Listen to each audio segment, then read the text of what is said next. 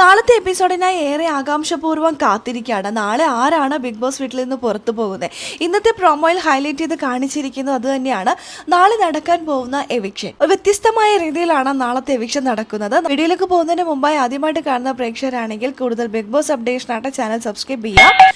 ഈ ആഴ്ച വീട്ടിൽ നിന്ന് പുറത്തു പോകുന്ന ആള് കാറിലാണ് വീട്ടിൽ നിന്ന് പോകുന്നത്. 2-3 കാറ് വീട്ടിലേക്ക് വരുന്നു. മാരുതി സുസുക്കിയുടെ 2-3 കാറുകൾ വീട്ടിലേക്ക് വരുന്നു. ഗാർഡൻ ഏരിയയിൽ ചുറ്റും കറങ്ങി നടക്കുന്നു, പുറത്തേക്ക് കൊണ്ടുപോകുന്നു. അങ്ങനെയാണ് നാളത്തെ എവിക്ഷൻ നടക്കാൻ പോകുന്നത്. അതിനു മുമ്പ് എവിക്ഷനിൽ വന്നവരെയൊക്കെ ലാലേട്ടൻ എഴുന്നേപ്പിച്ച് നിർത്തുന്നുണ്ട്.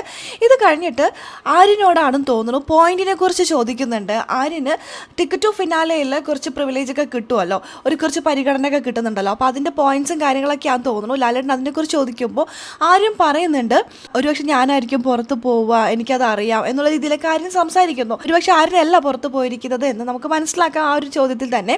ബാക്കിയുള്ളവരിൽ നിന്ന് ആരാണ് പുറത്തു പോകുന്നത്?